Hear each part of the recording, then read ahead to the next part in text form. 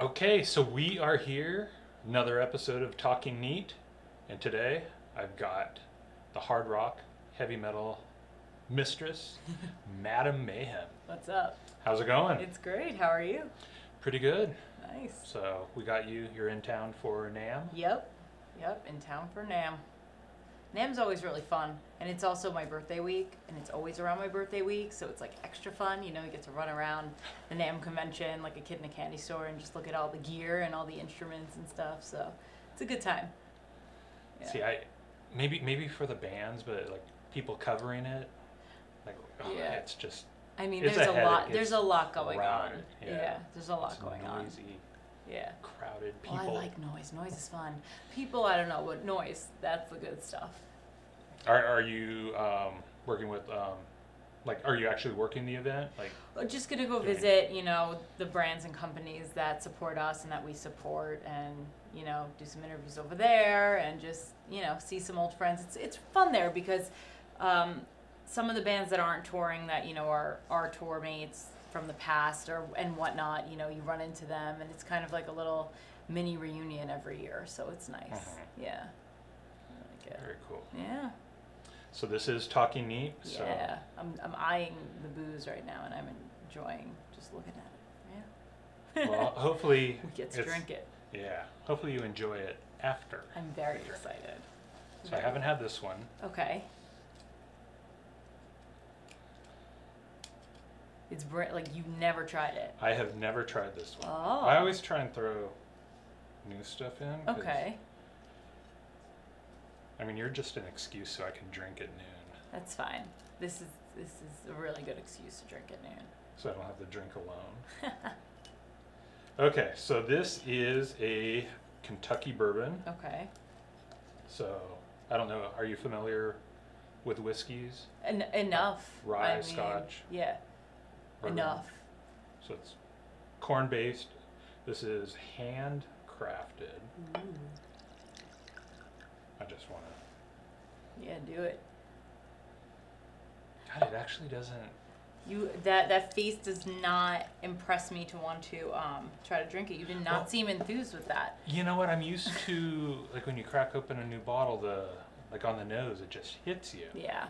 And this one just kind of smelled like alcohol.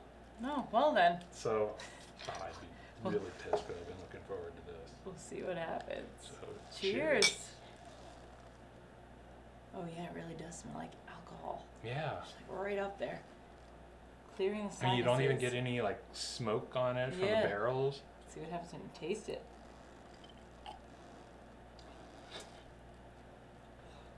Whew! Yeah, this is alcohol.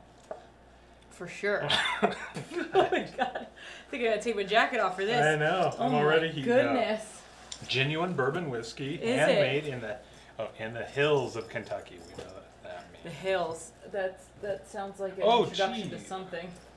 Okay, Is there an explanation that you just discovered? 57% alcohol, Whew. so that's why it's got a bit more of a kick, and Oh yeah. we smell the alcohol. We're starting off strong. Yeah. I like this. This is good. I apologize for that. I figured. Oh no, I love it. You might as well. Gotta go hard or go home, right? Yeah. Yeah. Okay. Maybe now I can taste it. Yeah, let's see. No, that Nope, it's still there. burned all my taste It's buds. still there.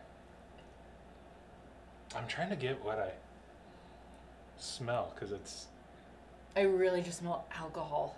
yeah, but I smell something, but it's not like It doesn't Sweet go down or hard fruit? though. Like it's still pretty smooth. It's just Yeah. the taste itself is very.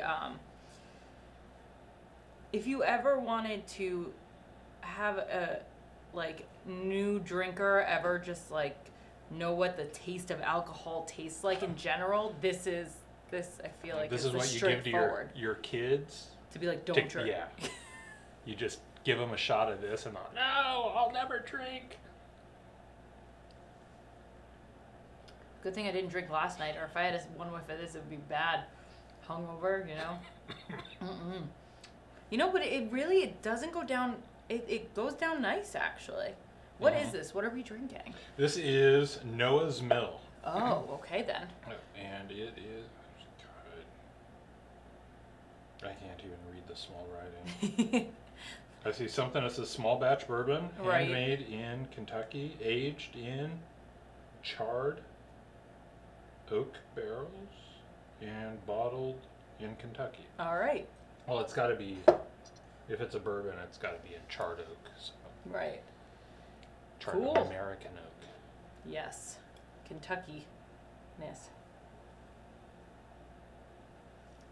Yeah, we were when we were talking before, like I just love trying new things, so I love that I've actually never tried any of these before because you're gonna get the real face reaction of just like what is going on.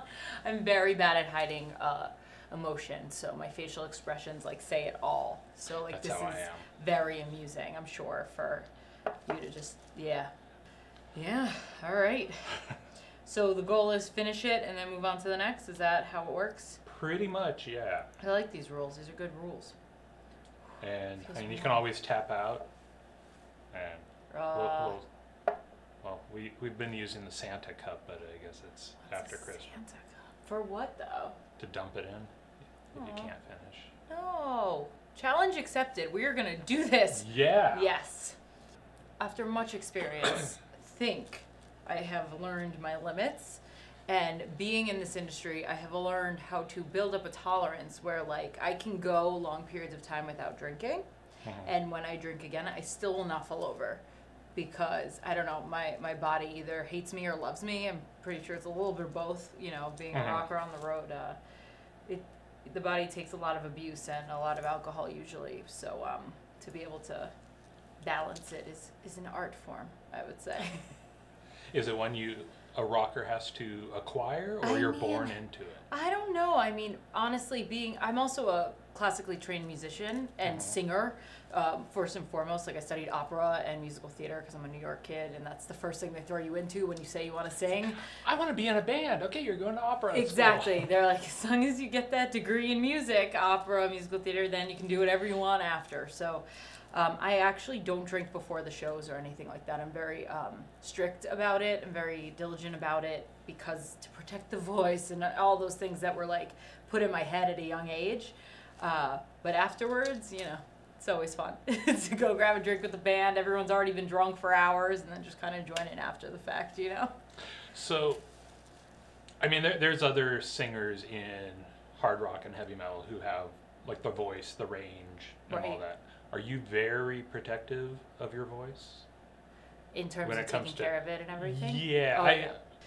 It's a whole thing. Being, you know, I'm like every musician, you know, they have their instrument and, you know, they're warming up or they're taking care of the guitar. Voice is the same thing, and you got to work it out and you got to treat it right. So it's frustrating though, because like, say everyone wants to do a drink right before the show, I can't. But afterwards, I'm in. So it's always fun. See- It's like I'm the party pooper up until after we nail the set, and then I can have fun. Now, I've known a lot of singers, and Yeah. they have always been, this sucks because you guys are all out partying. Yeah. And I got to can't. go to bed Yep. at like midnight Mhm. because I got to rest my throat Yep. for the next day. Yep. I'm very disciplined about it. So I always say I'm like the worst rocker ever because, you know, like the stereotype of what a rock and roll band does and who they are. Like, I'm pretty clean cut with that just so that I can give the best performance I can vocally. But, you know, there are these things like Roadie Friday, you know, like when you don't have a show the next day and you got a day off and like all the crew like gets really excited because they don't have to be there early or anything. And I adopt that. Their schedule is my schedule as well. If it's Roadie Friday, it's also Mayhem Friday, and I will just go rage with the best of them. So, yeah, that's usually how it That's works. Yeah, it's fun. All right, let me just finish this so we can. Move on. Ooh, alcohol. Yeah, all right. So, have you had this one? I have. Okay. Yeah. Oh, I well. love this one. Yeah, I didn't know maybe someone So- else had it. Yeah, I dumpster dive, and anytime I can find a bottle with a little bit left, Nothing wrong with that. You can't leave Right. floaters. You can't leave floaters. Is whiskey your drink, or? Honestly, I don't discriminate against food and alcohol. If it's good, I love it. Yeah, but I I can pour do. more if you're. Oh no, I'm good. let's see how all of these go, and then we can always just fill up the glass at the end or something. So this one, Yeah. Virginia Distillery. Okay. You'll never guess where they're from. Are they from Virginia? How'd you figure it Oh out? my God. So. Nailed it. Let's do it. Oh, that's nice. Yeah. A little smoky there. I like it. That's a good one. That's a good one. I like that one. Cool. Sorry. Are you pouring less than mine, or are you just taking bigger I take gulps bigger. than me? I take big. Well, because I gotta start talking, so I take. Yeah, I've been doing all the talking. I gotta and drink. That's yeah. All right, fine. I'm drinking. You're talking. Ready, set, go.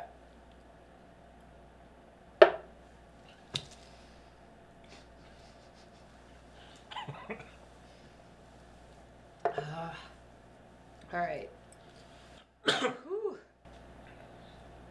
I can do this. This is good. I feel weird because the sun is still out over there, so I feel like I like that one. So you just released the song Yes. "Broken." Yes, I did. Broken. So are you going more towards a single format? Because I haven't seen any Yeah. album on the horizon I mean, other than words. Yeah, I mean, I'm a really big fan of actually full-length albums. That's besides a single here and there. That's usually what we like to do. Just because as a music fan myself, I love to hear, from beginning to end and kind of get the whole story and the arc and hear all the different songs. But I had written a whole bunch of songs with Keith Wallen from Breaking Benjamin, and Broken was one of them. And we, team meeting, had a meeting, and we're like, okay, you released your album a while ago. Let's just throw out one of these songs to kind of, keep everyone in the loop as to what's going on, because sometimes when you write songs, you kind of hide in the studio. And I try to be as good at social media as I can. I do run all the Madam Mayhem social media things myself, which is difficult sometimes to keep up. So, when you're hiding under a rock just writing, people are kind of confused as to where you are and what happened. I posted a picture of you. You didn't like it. Yeah, so it's a whole thing. So I try to keep up. So like releasing this song is kind of just, hey guys, we are still working in the studio. This is what these are the kind of things we're doing right now. And I'm hoping to be able to do a full length, if not an EP or something, for 2019. We have a whole bunch of songs that are already done that I cannot wait to share with everyone. And, continuing to do other writing sessions as well. And hopefully shortly we will have everything just finalized and know if it's going to be an EP, full length, a bunch of singles. It's hard to read the format of what, the music industry is always changing, especially with everything online and the downloads and the streaming. So whatever works best for our listeners and our fans is what we're going to do. So for now, this single is out. I'm really proud of it. I'm really excited about it. And hopefully we'll be able to get the rest of the stuff out soon, because I want everyone else to hear what I've been listening to for all this time, Yeah. I mean, for this single, it's also really cool because Billy Sheehan, who is my mentor and dear friend, and Ray Lugier, drummer from Quern, who is also a dear friend, both played on this song, and it was really cool because they had both done not my last album, the one before it. So kind of like full circle, and just to be able to throw them on this one single, it kind of gives it a little treat, So I don't know. It's cool to mess with singles and full lengths back and forth. Mm-hmm. Yeah. It gives the fans something to. Exactly. Yeah. And then I can finally share what I'm talking about. Everyone's like, "What are you doing?" I'm like, "I can't tell you." And now when you release it, then you know. Yeah. Millennials and generation. What am I? Q, S? I don't. We're impatient. I want music. I thought it was a millennial, and now there's like when I looked it up online because someone was like, "No, you're not." I'm like, "I'm pretty sure I am." They have 3 different definitions of what a millennial is. So I think I'm in all of them, but I think I'm like. I like the definition. The one I use is they feel entitled. Yeah. Oh, I did get all of the trophies for being like the worst. Like I got a blue ribbon once on horseback riding for falling off a horse the most times. Like I got that. That was first place, falling off a horse the most times. That was So I guess I am in that generation. However, a year later, I actually got real ribbons for actually doing well. So you got better. Right, but I don't know, maybe it was encouragement. I'm not ashamed to say that happened, but, you know, the first one I ever got was falling off a horse the most times. I was a professional at that. I do not still horseback ride, although I love horses.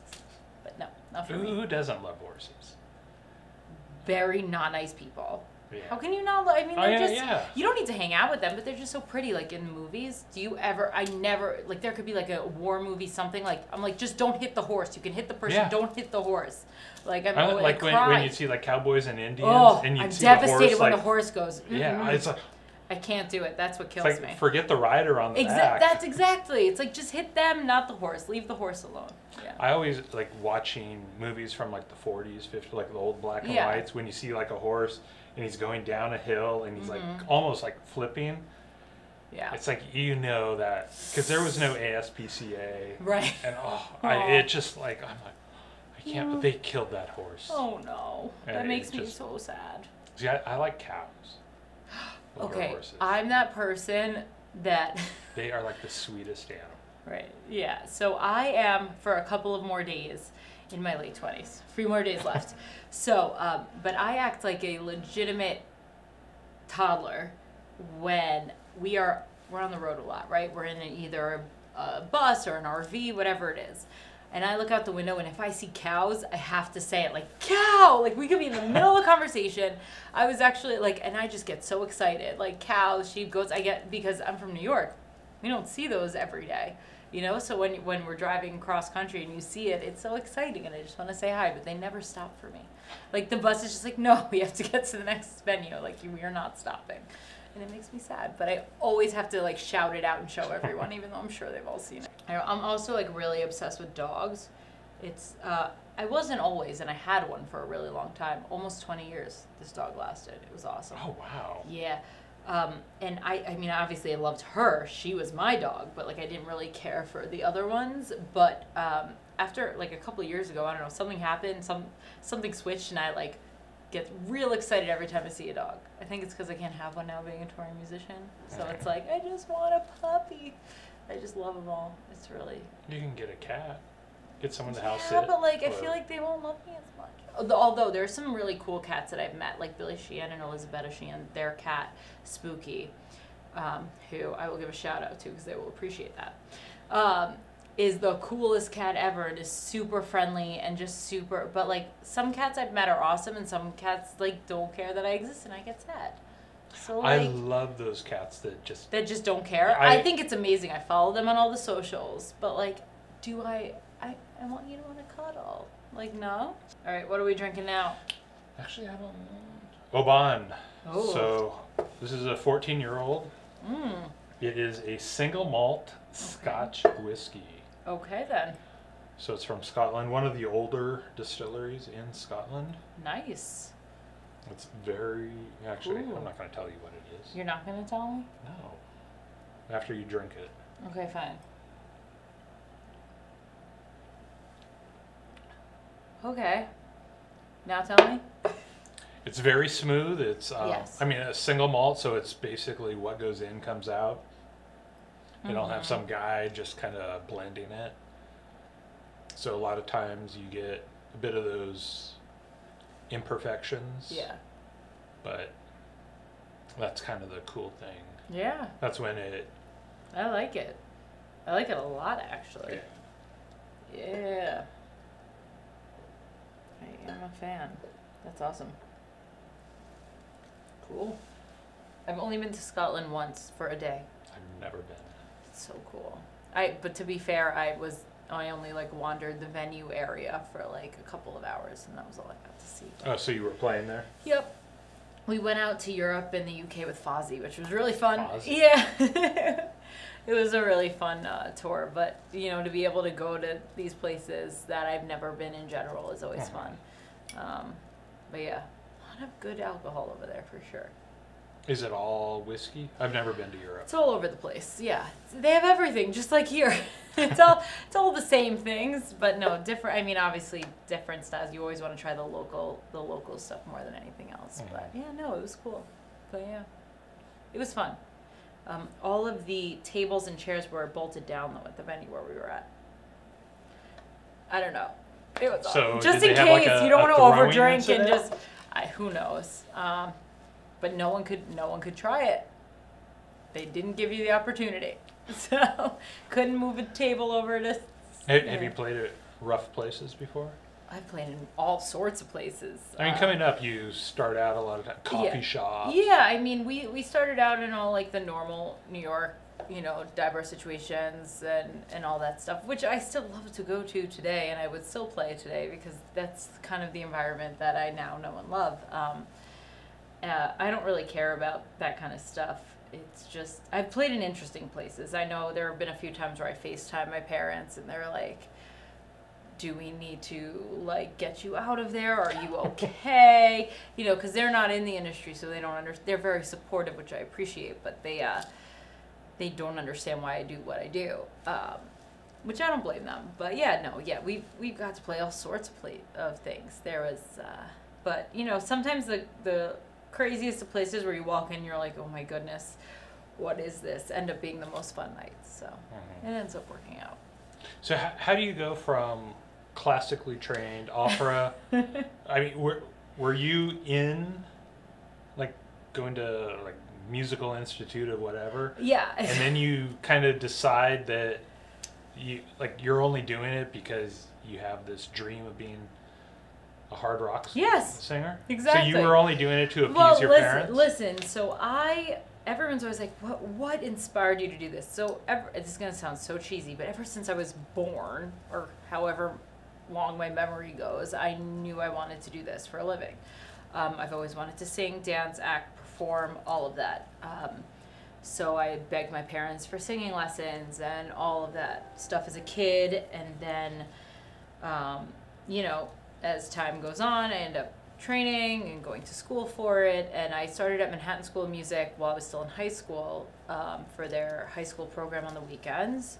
And then I went to University of Miami, the U, for... That sounds like a party school. It was, but I was in the Frost School of Music, so it was like its own little niche. So you were the they band tried, geek of the right? school. So basically, they tried. It was amazing, and I loved that school so much, and I thank them a lot for everything they've done. But I did graduate early because I wanted to get on the road and just start doing this rock and roll thing real fast. But they tried to keep us in the music world and not in the party side of it. It didn't really work very well for me though. So I somehow managed to juggle both, where I would still end up in my 8 a.m. classes and but still rage the night before and survived. I don't know how. Rocker. Oh, I looked like a hot mess every morning. They knew. They were just like, "What are you doing?"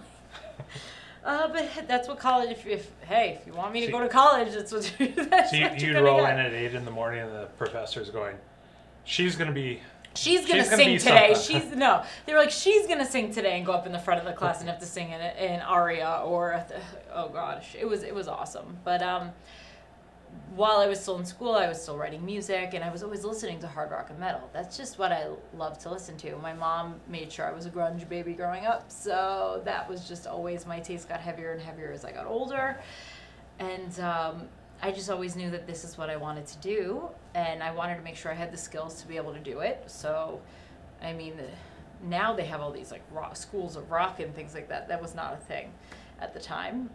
So I did the classically trained thing. I was in all these theater shows and all this stuff, and I was like, all right, time to write some songs and be in a band, and that was it. Yeah. See, now, not knowing your upbringing, I hear Manhattan, horses, classically trained opera singer. Yeah. I'm thinking you're pretty stuck up, rich kid. No, early on. no. See, that's the best part. So no. But my dad worked really hard and built something from nothing, and always taught us what hard work was.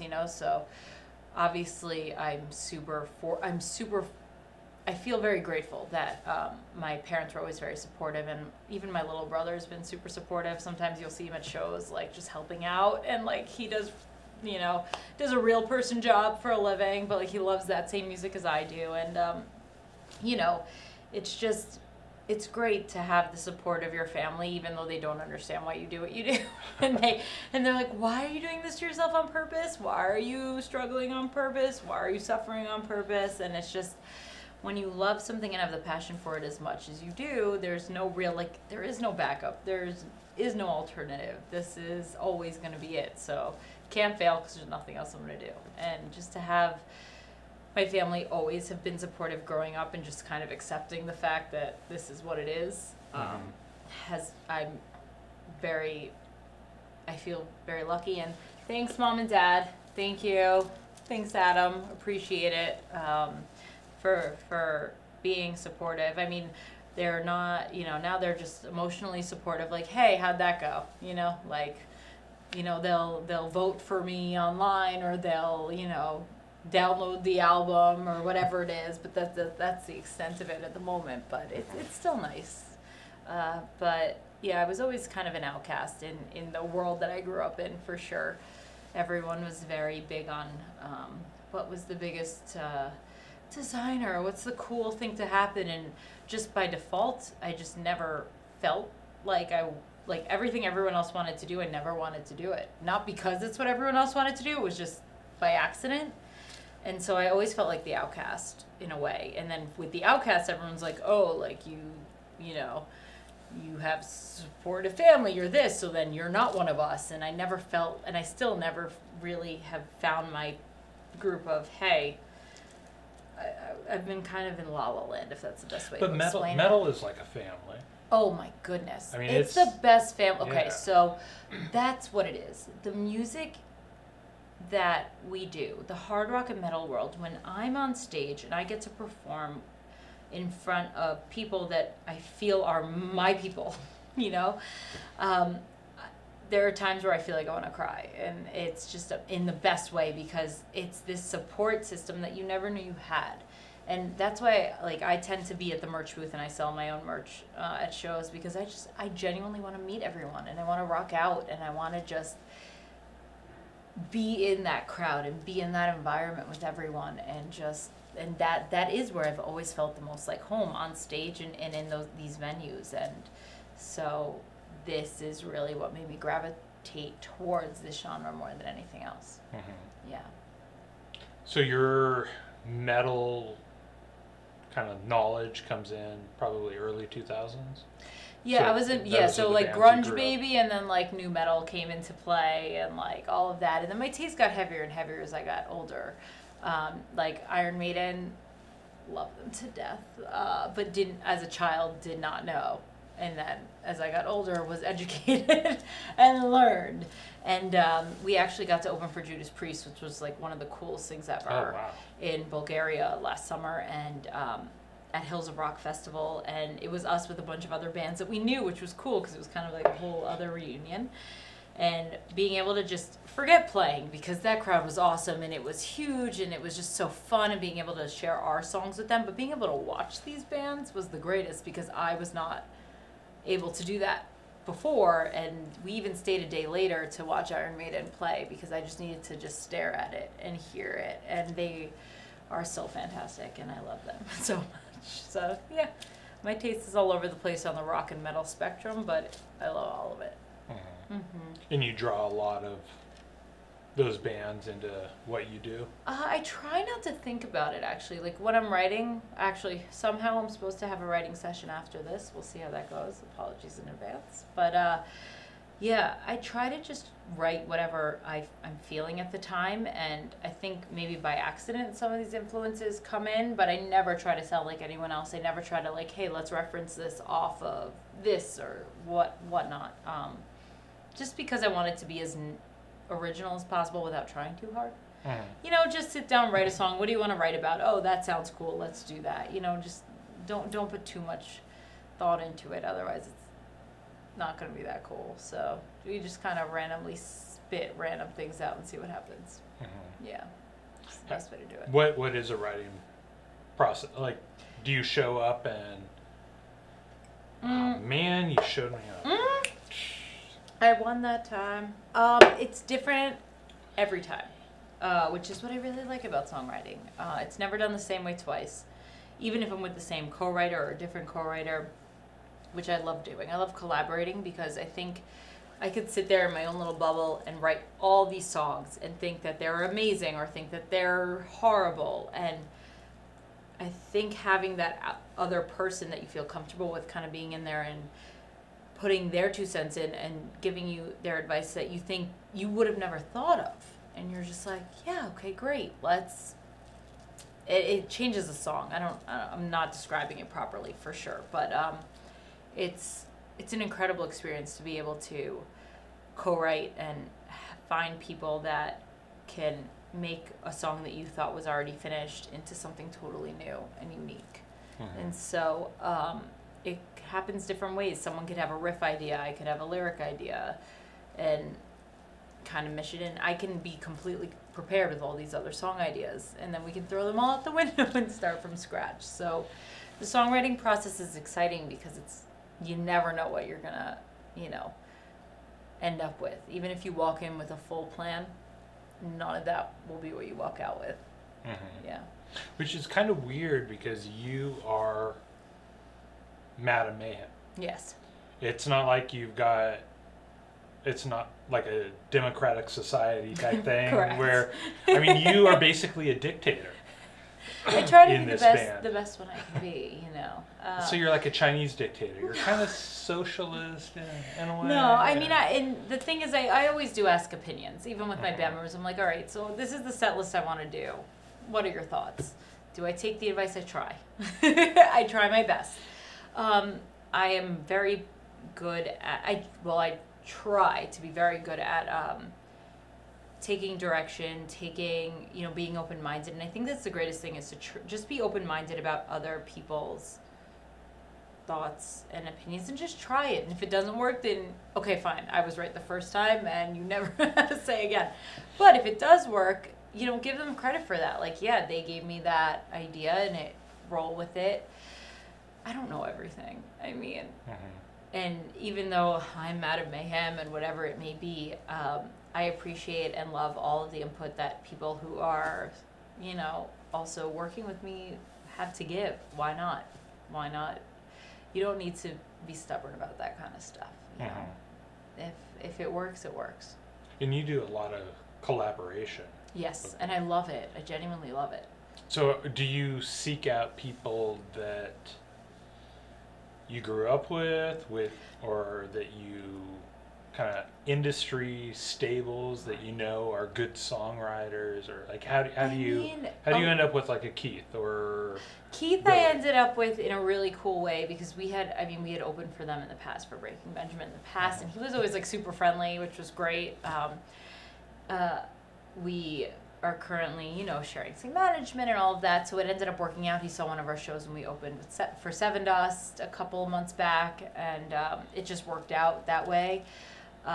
Billy Sheehan, who is my mentor and dear friend, it all happens differently, and I think just because I hustle and I just don't take no for an answer, and I try to go to these, especially when I was younger and starting out, I would go to all these writers' workshops and all these programs and all these things just to like learn and just soak up as much knowledge as humanly possible.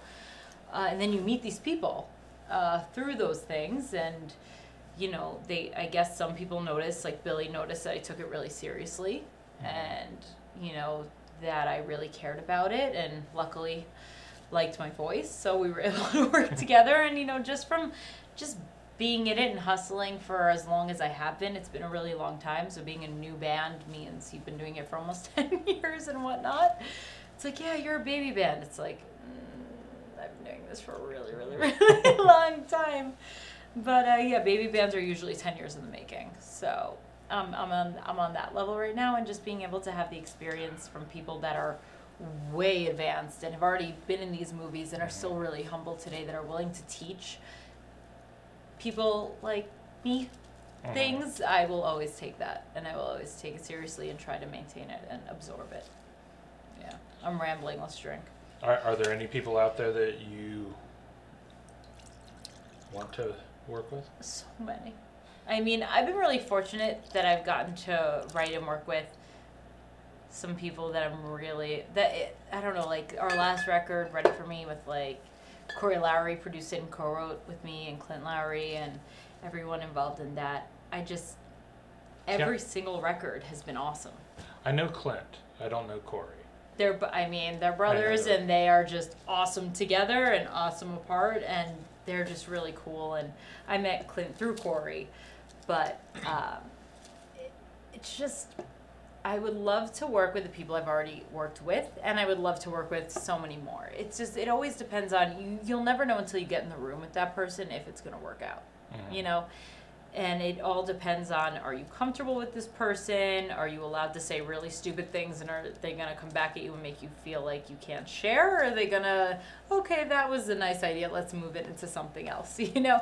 How are they going to work with you, and how does the chemistry work? And luckily, I've been fortunate so far that the chemistry's been really good.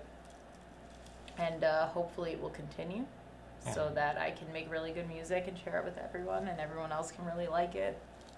So we'll see. So far, so good. But I want to work with so many people. All right, what are we drinking? So now we are going to a knock. Okay. The Middle Sea Silent. Ooh. So I've been told. I could be just completely pronouncing this incorrectly. Okay. Should we but it is a single malt, kind of like the Oban. Okay.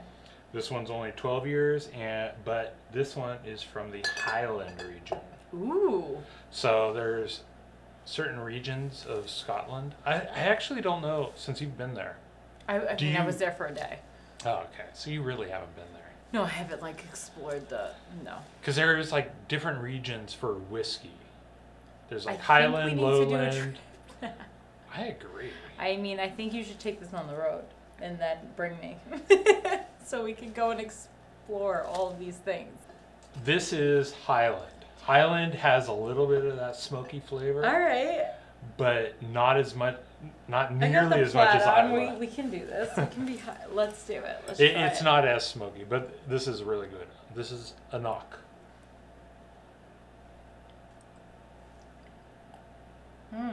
Okay. Yeah. Not bad. It matches my outfit.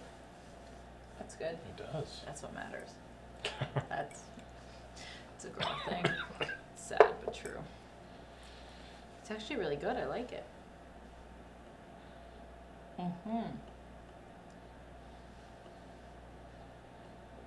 Yep, I Which like is a it. perfect segue for. Yes. You do a lot of stuff in fashion.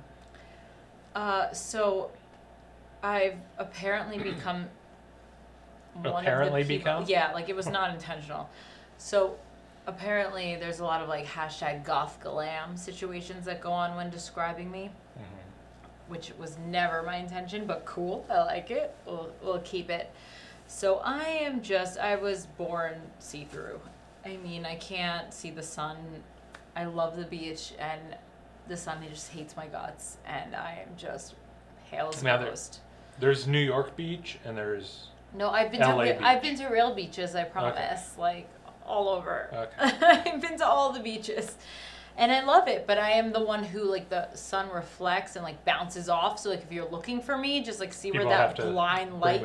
They have to bring their down. sunglasses, then they'll see like, oh, what's that reflective light happening on the beach? Oh, like May must be there. So I love the beach, but I am just so white. You can see in high school, and my friends will love this. Wow, I've never met someone whiter than me. Oh no, it's me. Look. Wow, that is just I win. Crazy. Wait, what camera do we like? I mean, look at this. Yeah. So everyone always asks, oh, do you wear like powder makeup to make your face whiter? I'm like, I'm wearing so much bronzer right now, like all the bronzer. Like, look at that. So I'm super pale. Where were we going with this? Oh, the goth glam thing. And when I went to Miami, actually, everyone was very fake tan and very fake blonde, and I was very not into it. Not that I have anything wrong with it, it was just not my thing. So I was like, you know what? I don't have the ability to get tan anyway. Dyeing my hair black and being different from everyone else, because that's been my theme for my entire life. And it's been this way ever since. And so I dye my hair black. I'm normally a very dark brunette, so it's kind of the same thing. And I've always been this pale. It's not a, it's not a shtick, it's real. And so there's this goth glam thing that's been happening where it's like, I don't know, I love spikes, I love leather, I love lace, I love all of these kind of things. And it's kind of turned into a thing now, which is awesome, which I love. Like whenever I see someone else wearing something similar, I get really excited. So yeah, I don't know. I'm big about spikes. You cannot take carry-on though. It's very sad. I wanted to bring my spike gloves to you, the ones I wear on stage, but yeah, you can't carry on those. Taking like the heavy metal leather and all that, the spikes, that's the exact same like clothes you wear in a certain sexual type of bondage and everyone always S&M. asks, yeah. You and should so have seen me on dating apps when I was doing that, it's which one I'm of no the, longer doing. It's so. one of those things like a TSA agent could be just like kind of, what the heck? this is yours? Like, yeah. What the hell? It's awkward, for sure. A lot of people think it's like, what, like TSA was like, this is a weapon. I'm like, really? It's not. Like, I just wear these on stage and I love it and I think it's really cool. And to be fair, someone might, like, I have one glove that's pink and one glove that's black. So it's like, come on, it's pink, it's cute. Like, it's not offensive. But they're real spikes, so they get scary. Honestly, I don't know. People definitely, I get weird looks all the time, but I'm used to it. Like, I'm the freak show in all situations. Whether it's, like, I'm either too nuts or I'm not nuts enough. I don't know what it is, but I'm always used to just being in every social situation and being the outcast, no matter what side it is. So, I don't care anymore. That's why you got a metal family. Heck yeah, and I love them so much. so much. Yeah. All right.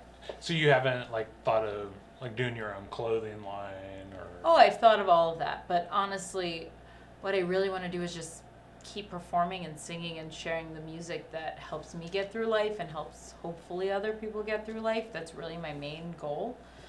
And if there's like cute accessories and clothing that can go along the way, cool. But honestly, all I care about is music right now. I always say, everyone's like, oh, are you dating? What are you? And I'm like, I'm in a very complicated relationship with my music. And it's real. It's a real one. And it's been for almost my entire life that it is my number one and it is my life. And I love it so much that is the number one priority in my life. So yeah, that's just is what it is. Music, first and foremost. Yeah. And your family will never understand that. No, but they still support it, and that's what matters. They don't get it, but they support it. And that's what you have to do as a family, I feel like. And that's the same in the rock and metal community, you know?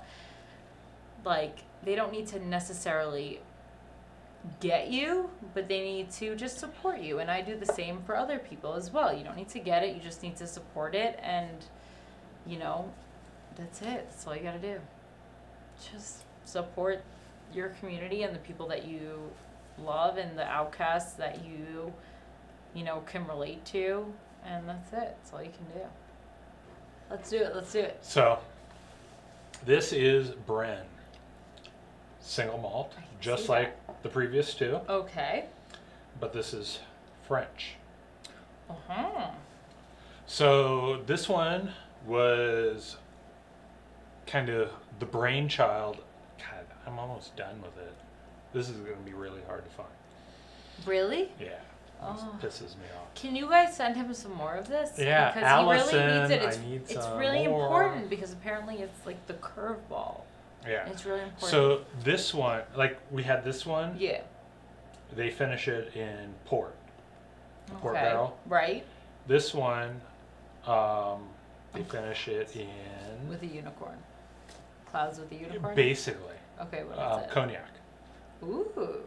So it's basically single malt whiskey, but then they throw it in a cognac barrel. That's cool. So it is totally different than anything you'll ever try. That's awesome.